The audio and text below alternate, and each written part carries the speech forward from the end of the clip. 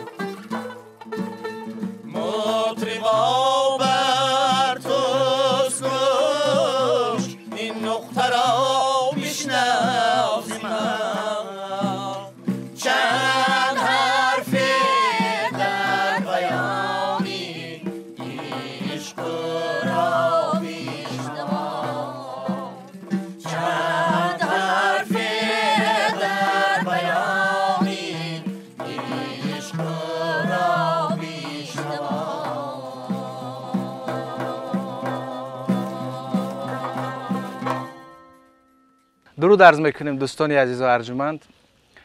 برنامه گنجور است و ما امروز تصمیم گرفتیم که اطراف یک ژانر بسیار هم والا، ژانری که در گنجینه های بهبهای فرهنگ ملت ما همچون اثر شاهکار و ماندگار و بیزوال نهفته است، شش مقام حرف زنیم و ما در شهر پنجکین قرار داریم با هنرمندان ممتاز، با هنرمندان شناخته ای منطقه تا اطراف ژانر مقام، تا اطراف کارهای ماندگاری که اینجا برای پایدار ماندن شش مقام کردن گفته باشیم. درود عرض میکنیم با شما. واقعا یک ترانه خیلی جذاب و زیبا در آغاز برنامه پیشنهاد بیننده ما کردید و مردمی پنجکین عموما همین منطقه برای حفظ همین صنعت والا خیلی زحمت زیاد کشیدند.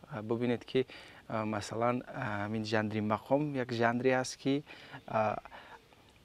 از نسل به نسل انتقال یافت. مثلا ما این رو از هیچ کتاب، از هیچ مثلا یک ثبت پیدا نکردم، یعنی همین شفاهی مردمی ما بودن که همین گنجینه را تا به ما انتقال دادن و امروز چون اصل تکنولوژی است رو عصر مثلا دیگرگون است، به هر حال این زمان می شود که این را بیشتر حفظ کرد، بیشتر مثلا همون گنجینه ها رو در یک جا ثبت کرد، ولی مردم اون وقت هم این گونه بودن، خودشون تلاش میکردن که همین گنجینه ها از میان نرود. بیاید اطراف همین زحمت ها، تلاش های این مردم بگویم که در این منطقه عموما از کدام وقت بیشتر مردم به این ژانر توجه کردن و عموما کیها بودند که بیشتر برای پایدار و استوار ماندن این ژانر تلاش کردند. خیلی که قید کردید شش مقام و مثل مثنوی معنوی مولانا یک اثری بزرگی هست که با ما باقی مانده است. و البته ما هم کوشش داشتیم که همین رو ادامه دهیم با نسل‌های جوان مونیم. و البته استادای بزرگی بودن در شهر پنجکند، استاد بابا اسکندر، استاد سراج، همه که امام، تیمور جلال، عمری جان بهریف، عالم بابایف که با ما آبلاخول بیانی استاد حافظ تاجیکستان که با ما ماندن و امروز ما با همین جوانان ما کوشش میکنیم که همین را با آینده با جوانای دیگر همین هنرمندانی که شما در بالا اسمشان رو ذکر کرده هر یک مکتبی خاص داشتن، یعنی رویه خاصی اجرای سرودها را داشتن. البته سرودهای آنها از سرودهای خلق خودی همین ناحیه بسیار میخوندن، میسراییدن.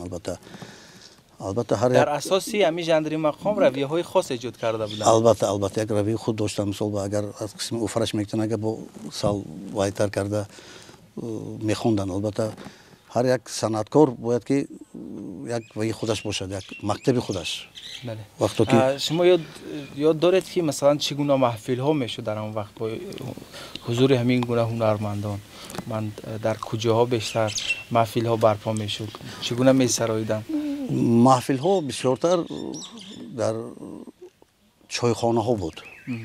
چایخانه یکی از همین رمزهای بهبهای ملت ما است که در چایخانه می‌نشستن، بیشتر پیرمردان جمع می‌شدن. رحمت در همونجا همین با بهانه یک پیاله چای گفته همین صحبت میکردن، یک سرودخوانی میکردن، یک شعرخوانی میکردن. بله. گرد اومده محفل ادبی تشکیل میکردن. این البته در چایخانه ها بود در دورهای پیش. شما بچه بودید یادتون هست چگونه بود؟ بودید در همین محفل ها اشتراک میکرد؟ اشتراک نکردیم، نه که تماشا میدیم. از دور تماشا میکردیم. همون هوای همون بود که ما امروز صنعتکار شدیم. چقدر تاثیرگذار بود برای البته همون بود که ما امروز صنعتکار شدیم. یک هوس کرده همه ها رو دیده. مثلا ببینید چایخانه میگفتن یک چایخانه یک جای بسیار فرهنگی بود. یک جایی بود که اونجا تبادل افکار میشد. مثلا تکنولوژی نبود اونجا، یک چیزایی که مثلا امروز هست نبود، ولی اونقدر مردم فرهنگی و با خیرت و دانشمند بودند و اونقدر مثلا محفل های جالب برپا میکردن، صحبت های گرم در اونجا میشد. عجیب بود نه؟ البته برای اون که در اونجا بسیارتر یک شاعر یگون شعر مینویست اگر آن را تحلیل میکرد. یک گفتیم که یک بزم ادبی بود و یک میگفتن یک ناخن میکردن و یک موسیقی میکردن. ممکن در همونجا در همون شعرش یگون با یک آهنگ ایجاد میکردن. همه کسا خلاصه که جای وی ادبی بود و فقط پند و نصیحت بود. بله. جوانک ها میرفتند اونجا فقط می نشستند و گوش میکردند. از دور تماشا کرد. البته برای اینکه همه وای بودند دلشون جوش میزد با موسیقی و با شعر و وای رفته البته تماشا کرده بهره میبردن. البته بله. چگونه سرودها بیشتر اجرا میشدن؟ سرودهای مقام چگونه سرودها بیشتر در آن وقت معروف بود؟ در آن وقت باور کنید از همه مقام ها میسراییدن. مقام بزرگ با وقتی که باز گرم میشد و وای میکردن اگر با مثلا از اوفرش میگیتن، از ساقنامهش میگیتن و مثلا یک محفلی که هنوز خوش خرسند از همونجا برآمده با بعد از پشتی کارو وایشان میشدن. میخواستم شما درباره زنها حرف زنید که چون در این منطقه زنهای نیز بودن که ژانر مقام اجرا میکردن. البته. خب کیها بودن؟ خاصیت حاجیه و سنگینای تقایه و بسیار یک لحن زیبا داشتند. بسیار زبان گویا داشتند. شش مقام را به درجه عالی می سرودند. و امروز ها هم در بین زنها من زرینه خان، ثریا بانو، خودی من در ژانر شش مقام سرود سراییده ایستاده ایم در انسامبل نوای پنجکند با راهبری حمید جان. خود شما چگونه به مقام رو آورده؟ من سال 1990 بعد ختم انستیتوت صنعتی به نام میرزا ترسونزاده در جماعت لایق شیرالی در خانه مدنیت به کار آمدم و سال 1991 به انسامبل نوای پنجکین که اون سالها هم یک محفل بود. محفل بود قبلا همین.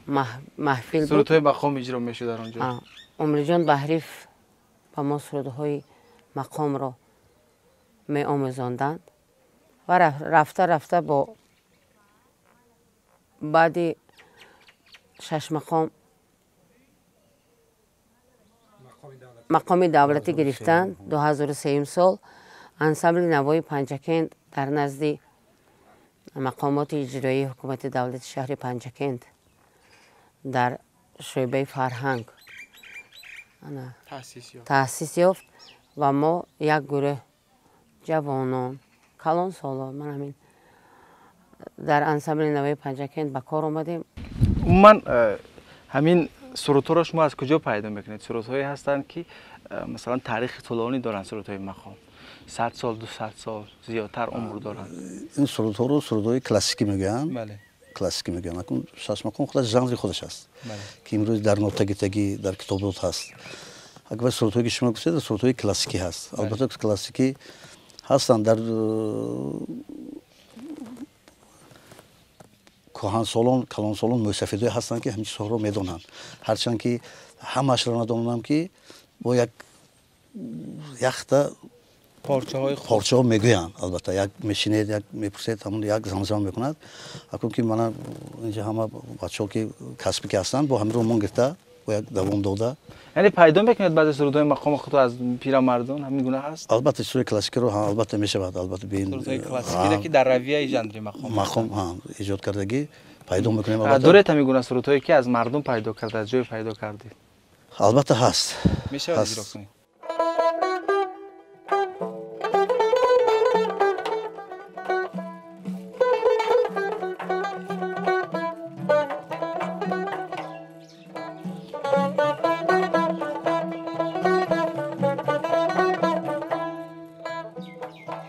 آمدو در پیش من از ناز جولان کرد و رفت.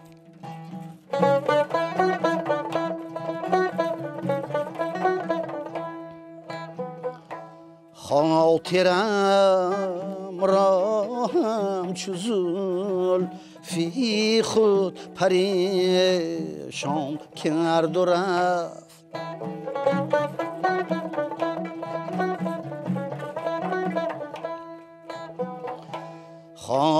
خاطرم را همچو زلفی خود پریشان کرد و رفت.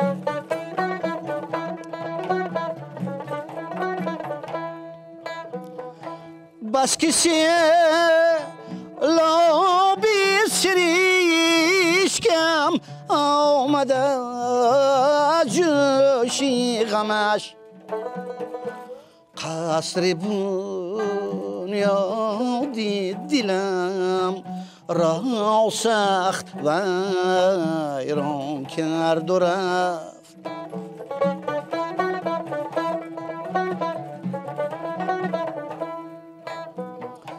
قصر بنیادی دلم را سخت ویران کرد و رفت.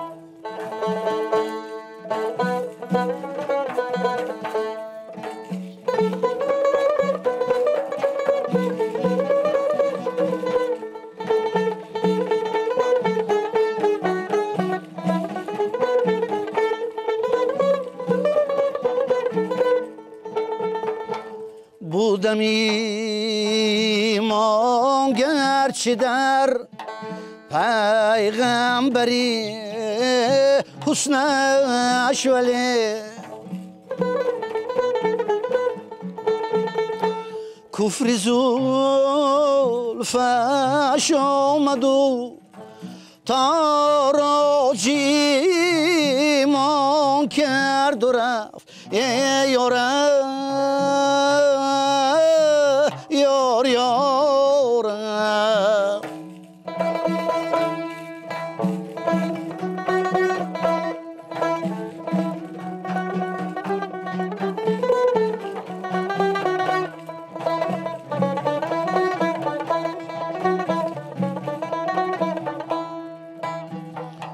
تا برزی جلوه مد در چمن روی گلش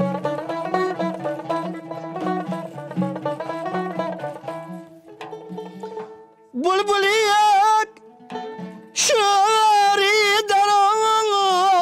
در باغ نالان کرد و رفت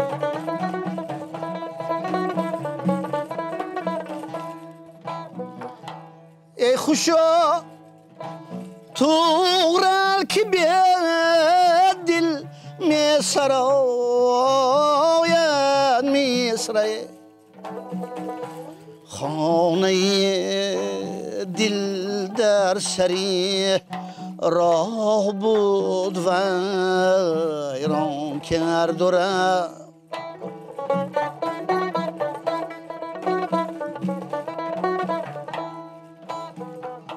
آمد و در پیش من از ناز جولان کرد و رفت تشکر زیاد. یک آهنگ خیلی خاص و فارم و ملایم دارد. این را از چگونه حفظ کرده؟ این آهنگ سرود هست، کوشینور هست. کوشینور است که وی را با وی هم از بر غزل نقیب خان تورال به میزراب دیگر قانون این را کوشینور دو میگویند. این هم همین هم با وی همین از همین گرفته ایجاد شدگی کوشینور دو میگویند. شهناز هم میگن هم خیلی ایجاد کردگی این چیز رو با ما استاد عمری جان بحری نقل کرده بودن که وقتی که در سمرقند میشینن و دو تا حافظا خواجه عبدالعزیز و همونها میشینن بعد میگن که مثل من کوشینور بود بعد حافظ میگید یک حافظ دیگه میگرد میگه که من از بر هوای همین یک دیگه ایجاد کردم یک گوش کنیم و همون گپی اول که چایخانه در تگی وای در فضای چایخانه در اون چه بر وای سرود که ایجاد میکنن خودش کوشینور چنور در سمرقند چایخانه بودگی دو تا چنور کلان بودگی کوشه چنور همون سرود رو به همون معنا مونده که در هوا و در همون فضا کوشینور دو تا چنور دو تا هم بعد اینم در همون وی همون اكون نقل کرده بودن چیزی که من اساس ندارم اكون از نقل استاد البته شنیده بودم که ها همینا یاد گرفته بودیم. خب باز چی ها نقل میکردن از همون دوره ها و من چگونه چیزها میگفتن؟ اگر چخیل که من در کتاب روزگار صاحب دلان آمدگی عبدالرافع ربیف و عطاخان لطیفی که نوشتگی درباره همون گذشتگان شش مقام در حقیقت بزرگیاشون ببینید که در بخارا لیوی باباخان گفتگی صنعتکار بزرگ گفتگی در بخارا در شهر سمرقند خواجه عبدالعزیز که این کس هم پشتوپناهشون از طرفای درواز از طرفای هم کوهستان با سمرقند آمدگی برای اون که اكون 14-15 ساله کودک بودم با وقتی امکشون با سمرقند مرکز که سمرقند بود کار میبینن پدرشون با همون کدام کاروان همونجا راهی میکنن که از طرفای هم درواز که بچه‌م رفت خبر گرفت امکتا اون وقت خیلی تکنیک نبود با خر و عربه و اسب و عربه هم تو سمرقند میبینن که و میخورن در همونجا میمونن محیط دیگر بود شهر بود اونجا البته کشاد و باز و آموزشی البته همونجا میشنن و اونجا همین دلبند شش مقام میشن دلبند شش مقام میشن خواجه عبدالعزیز یک حافظی بزرگی شدن که امروز ما فخر میکنیم نام یکی از مثلا ستونهای اساسی صنعت مقامی ما هستند که چقدر خدمت‌های والا کردن. البته که مثلا که من یک تا که یک ایجادشون که بسیار دارن که تا یک تا حاضر یک تا اثرشون بگیم که یگان تا حافظی که در همه آسیای میانه در آسمونه که همین با اسباب خلقی ما که میناز میخواند همون اثر رو نخوانده نمیتواند مثل بیوای نمی در وی برنامهش همون سرود باید که باشد چی در ازبکستان باشد در بیا که زلفی که جوی چشم سرمسار انساس اشاق سمرقند گفته این اشاق خودش 5 تا اشاق است که یکی هم اشاقا در ما ماندگی که مثلا در مقام راست اگه شو که میگیم مقام اگه از مقام گیم اگر راست خود مقام راست این مادری مقام است برای اینکه 5 تا اشاق در خود همین مقام راست است که یکی از هم اشاقا اشاق خواجه عبدالعزیز اشاق صمد با اشاق سمرقند بر غزلی و ببینید که پایه‌گذار این همه تاثیرگذار این همه مردم هستند چون مردمی ما مردمی فرهنگی هستند از قدیم و همون یک بایگانی به آخری فرهنگ هستند که مثلا در وجود آنها چقدر صنعتی والا نهفته است چقدر مثلا ادبیات شفاهی نهفته است در اساس همین مثلا هنر و استعداد و صنعتی مردمی هنرمندانی که مثلا استعدادی والاتر دارند آنها یک چیزای نادیر میآفرند چیزایی میآفرند که چقدر ارزشش بالا می شود در اول فقط هنرمندانی بودند که با تنبور اجرا میکردند مقام خود شش مقام رو در پرده تنبور آفریدگی ولی با رفت زمان وقتی که این هنر صیقل یافت این هنر مثلا از دیدگاه هنرمندان مختلف رویهای نو روی کار آمد چقدر سازهای زیادی به این وارد کردن حتی ببینید که در زمان ما حتی با اسباب‌های برقی حتی مقام را اجرا میکنند حتی مثلا سازهای اروپایی را نیز برای مقام وارد کردن حتی با ارکستر سیمفونی امروز مقام اجرا میکنند یعنی پیشرفتی تکنولوژی است و صیقل یافتن هنر است در اینجا نیستیم البته پیشروی کنیم ولی پایه البته پایه همون تنبور و دوتار ما است بعد مثال بکی منه چنگ که در عصر 14 چنگ بود و تا آزمانه میگن قانون که با قانون و با چنگ خود قانون که استاد رودکی اجرا میکردن اون کس که رودکی چنگ بگرفته بینه با رحمت که با چنگ اجرا میکردن همون اسباب رو در آورده یک سینتز کرده حاضر یک انسامبل تشکیل کردن و برای زیباییش البته دید در آوردن میگه اصلی شش مقام این با تنبور خواندن است با نوته تنبور است خب باز چیزی دیگه اجرا میکنید شوق سمرقند گفتیم من بابا جان یک سرویا نکسه ما گوش کنیم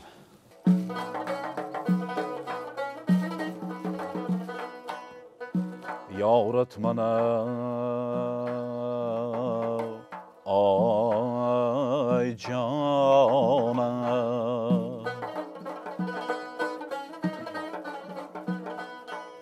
بیا که زلفی کجو چشمی سرمسا اینجاست نگاهی گرم و ادای دل را با این جاست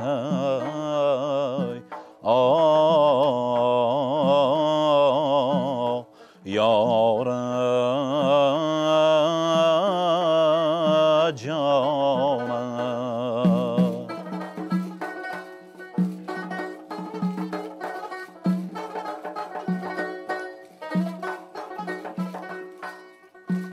بیا که زلفی کجو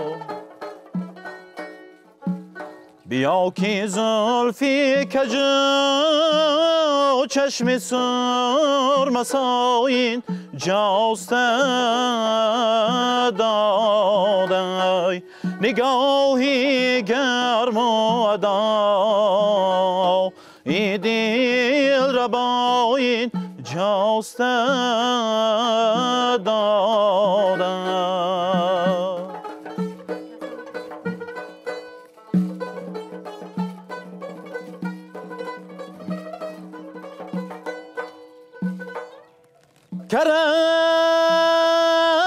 کرشمتی ام جان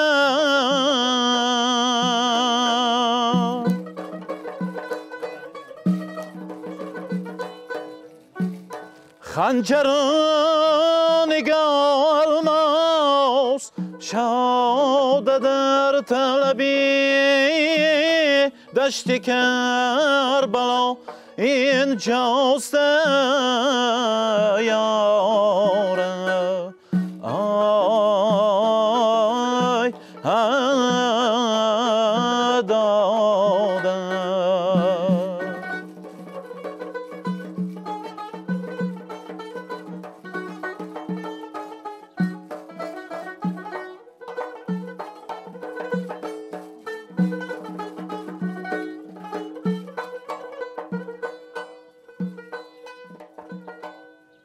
اگر بهشت دهندت فریب کس مخوری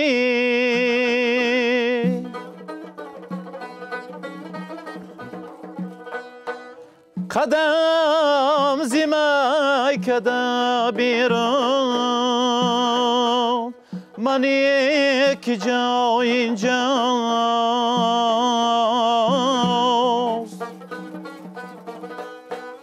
کتاب خانه عالم ورق ورق جستم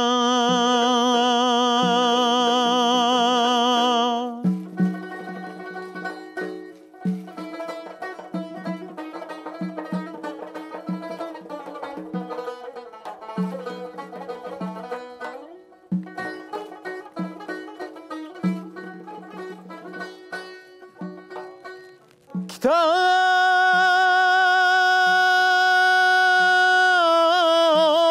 خانه عالم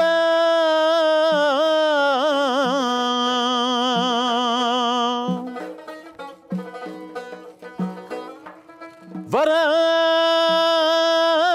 ورق جستم خطی تو دیدم و گفتم که مدام اینجاست یارم آی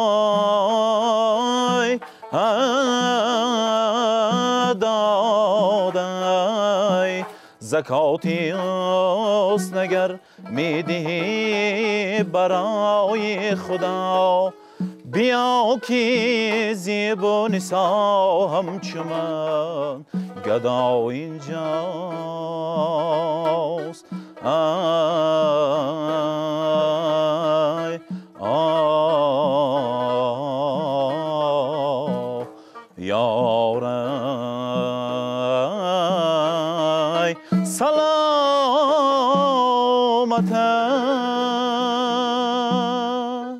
تشکر زیاد و همین گونه بچه‌ها تلاش میکنند که رویه همین هنرمندان را حفظ کنند، پایدار نگه دارند، چون مکتب خاص هر یک هنرمندی که در این منطقه فعالیت میکرد داشت. مثلا استاد علیم بابایف چقدر یک رویه خاصی مقام سرایی داشتند، یک سرودهای کلاسیکی را اجرا میکردند و همین گونه هنرمندان دیگری هم بودند که هر یک مکتب و رویه و مثلا اصول خوانش خود را داشت که امروز میباید که حفظ شود از جانب جوانها، آنها بازخوانی شوند و این مکتب ها ادامه یابند. البته استاد علیم بابایف هم خیلی حافظ بودن که یک دیاپازونی داشتن که دیاپازونی هم خیلی کلان داشتن که باور کنید در تاجیکستان این فخر ما بود، این دیاپازونی کلان کردی علیم بابایف. خیلی عمر هم مختار باقی بود است اون کسبه دوامتی کاری علیم بابایف هستن. البته علیم بابایف فدای ششمخان بودن و ششمخان خان بودن. من امروز در انسامبل ما که از چیزهایی که علیم بابایف با رویه ششمخان ایجاد کردن، مثل به من یک شاگردشان کامران جان بابایف حضور دارم. شاگردی اولنشان من شاگردی اولین خودی استاد علیم بابایف هستم که اون کس مرا پیش کرده گفتی وای با این سند بردم و با همین فاکولته ششمخان مونده که من اونجا تحصیل کردم. علیم بابایف البته یک بزرگی وایشون که در فکر کنید که در همین ترانه‌های شرق میگم در سمرقند میشود. فکر کنید که در اونجا فستیوال میشود از تمام کنکورس و از تمامی گوشه کنار صنعتکارای بزرگ در اونجا میبیان. در همونجا رفته جایزه گرفته آمدن، هنری هر صنعتکار نیست. بله، تشکر زیاد. واقعا خسته نباشید و ببینید که چقدر شخصیت های معروفی بودند که صنعتی ما را حفظ کردند و پایدار گذاشتند و زحمت های آنها این بود که امروز این ژانر همچون یک ژانر شاهکار در یونسکو ثبت نام شده است و علاقه تمام جهانیان میدونند که یک ژانر قدیمه و شاهکار و بی‌بها مردم تاجیک دارند و استادی تمام هنرمندان دنیا در ژانر مقام مردم تاجیک بودند، چون پایه‌گذار، آفرنده و عموما اساسگذار همین ژانر مردم تاجیکند. تشکر زیاد و من سپاس میگویم به شما که در این برنامه ما را همراهی کردید، ما را پذیرفتید و یک برنامه زیبا را پیشنهاد بیننده کردیم. از گنجوری همون سرودهای بی‌بها، ترانه‌های زیبا را پیشنهاد بیننده گردانیدید و در انتها گفتید از علیم بابایف برای ما پیشنهاد میکنید. کامران جان بابایف میخوایم از زمان آفریده های استاد علیم بابایف که به روی مقام ایجاد کردن یک به غربت اجرا میکنن. خب و دوستان عزیز یادآور میشیم که این برنامه رو با اشتراک هنرمندان انسمبل چشمخان خانان نوای پنجکند پیشنهاد شما کردیم و این هنرمندان نفرانی هستند که تلاش میکنن همین ژانر باز هم پیشتر برود و باز هم بیشتر رشد کند و حفظ شود و به نسل‌های آینده انتقال یابد و در انتها بازم یک ترانه دلنشین از ژانر کلاسیکی پیشنهاد ما به شما می شود. مرحمت.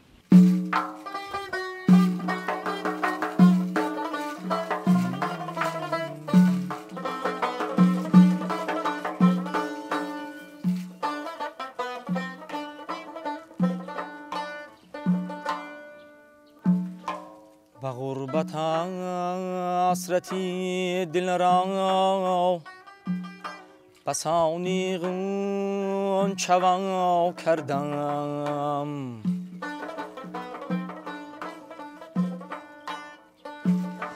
به غربت حسرتی دل را بسانی غنچه کردم، توان را بهر آسایش دوچرخی آسیان کردم، توان را بهر آسایش دوچرخی آسیان کردم.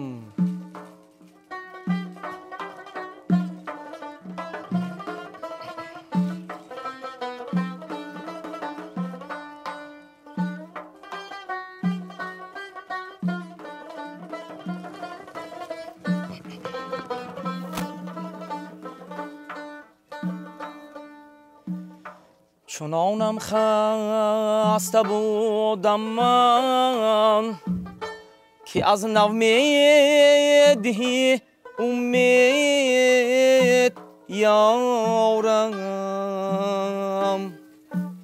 علم دارانی عالم را و دردم آشنا کردم.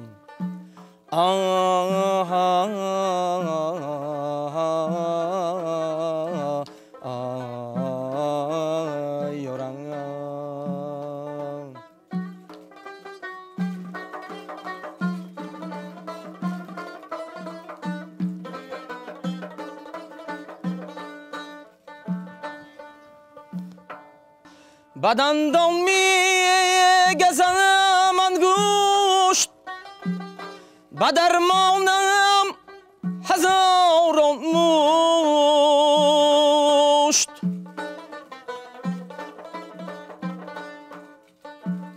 همان روزی که چون زردشت آتش بازی ها کردم،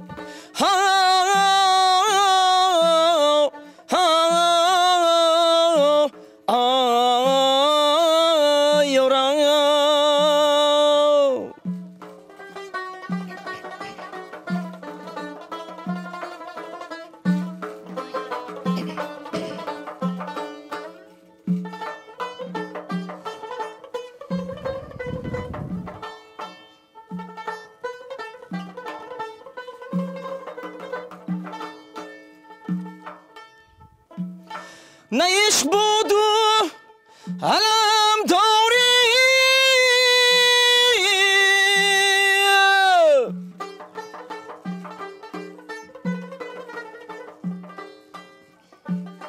جهان از بی خیرت آری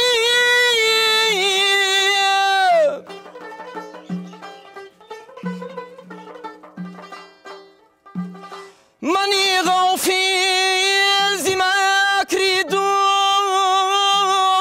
حقیقت را دفاع کردم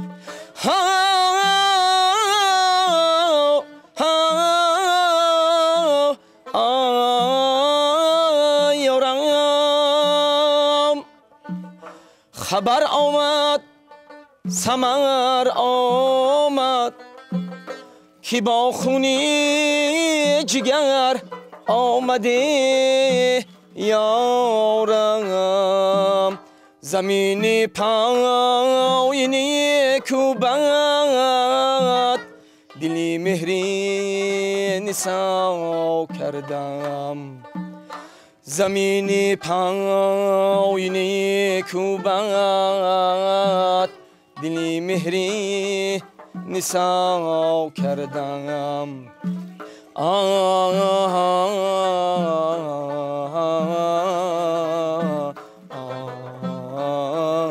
یارم